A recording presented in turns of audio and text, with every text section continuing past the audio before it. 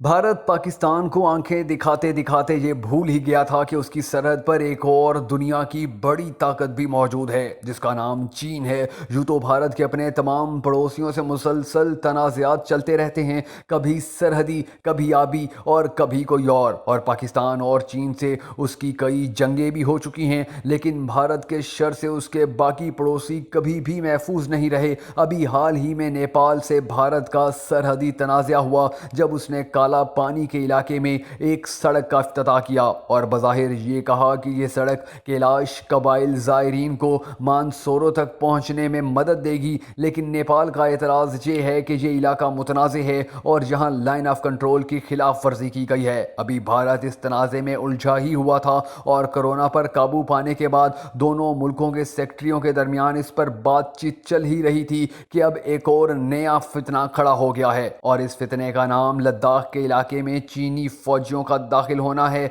लद्दाख के इलाके में जहां भारत गैर कानूनी तामीरात कर रहा था, वहां उसे चीन से मार पड़ चुकी है और हजारों चीनी फौजी भारत में आ चुके हैं और इस हवाले से कई वीडियोस भी वायरल हो गई हैं जिनमें देखा जा सकता है कि कैसे भारतीय फौजी चीनी फौजियों के आगे खिसियानी बिल्लियां बने हुए हैं। इस वक्त भारतीय मीडिया और सोशल मीडिया चीख रहा है कि इसे 3 महाजों पर मुश्किलात का सामना है। चीन सकम बॉर्डर, नेपाल भारत सरहद और लद्दाख की सरहद पर अमलन चीनी फौजी लद्दाख के अंदर मौजूद हैं। बल्कि रिपोर्ट्स के मुताबिक 5000 चीनी फौजी इस वक्त लद्दाख में मौजूद हैं। भारत की चीन के साथ 3500 किलोमीटर लंबी सरहद है। इनकी ये सरहद हिमालय से जाकर मिलती है और लद्दाख में इस वक्त चीनी कैंप लगाकर बैठे हुए हैं। चीन इस वक्त इक्साई चीन और तबत चीन सरहद पर तेज तरीन ज़राए नकलो हमल तैयार कर चुका है, जो भारत के लिए यकीनन बाइस तशवीश और खौफजदा कर देने वाला है। और शायद इसी बौखलाहट में भारत ने लद्दाख के इलाके में तामीरात शुरू की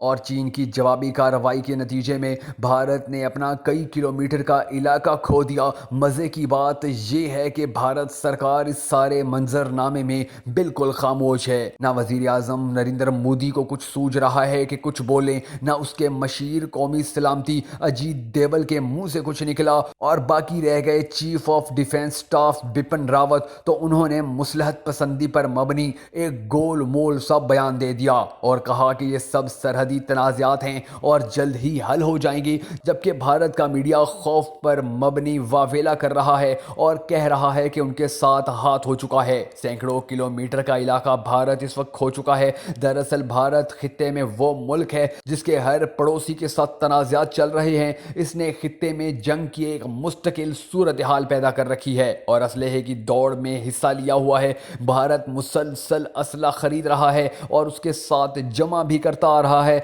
कश्मीर में तो इसे आज़ादी हासिल है कि जैसे चाहे असले का बेदरेग इस्तेमाल करे। पाकिस्तान के साथ वो मुसलसल लाइन ऑफ कंट्रोल की खिलाफ वर्जी करता चला आ रहा है, जिसने सरहद के साथ साथ रहने वाले कश्मीरियों की जिंदगी मुश्किल बनाई हुई है। इसके अलावा बैनुल अक़वामी सरहद के उस पार भी वो मुसलसल फायरिंग और तोप खाने का इस्तेमाल करता रहता है। लेकिन दूसरी तरफ भारत की जंगी महारत और नहत्ते कश्मीरियों और भारत के बेआसरा मुसलमानों के लिए है, वरना ये पहली बार नहीं हुआ कि भारत की जंगी महारत का पोल खुला हो और उसे अपने दुश्मन से मुंह की खानी पड़ी हो। लद्दाख में वो शर्मिंदा तो हुआ है, लेकिन उससे पहले फरवरी 2019 में भारत ने पाकिस्तान के साथ जो मुहिम जोई की कोशिश की, उसके नतीजे में भारत का 16वां पायलट अभिनंदन अपना जहाज गिराकर खुद को बचाने की कोशिश में पाकिस्तानी शहरियों के हत्थे चढ़ गया और फिर पाक फौज का मेहमान बना। मैस में आराम किया, लिबास तब्दील किया, चाय की चुस्कियां ली और भारत वापस चला गया। इसका तबाहशुदा तैयारा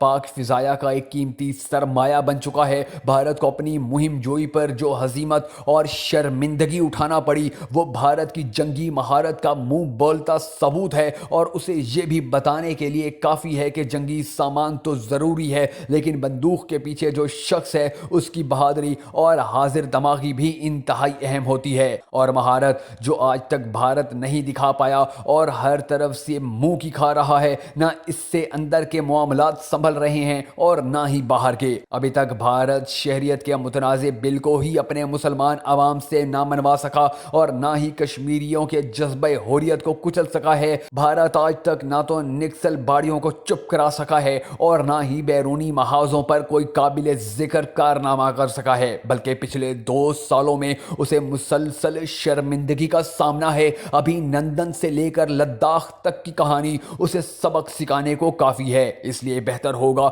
کہ بھارت کوئی بھی مہم جوئی کرنا چاہے تو اسے ترک کر دے اور خطے کے امن کو داؤ پر نہ لگائے۔ بھارت امن پسندی کا طریقہ اختیار کر لے تاکہ نہ صرف اس کی عزت بچ جائے بلکہ علاقے میں بھی امن قائم ہو، ورنہ 2 ایٹمی قوتوں کے درمیان بیٹھا بھارت، جو خود بھی ایک ایٹمی قوت ہے، کا ٹکراؤ نہ ہی ان ملکوں کے مفاد میں ہوگا، نہ ہی دنیا کے، اور نہ ہی بھارت کے اپنے۔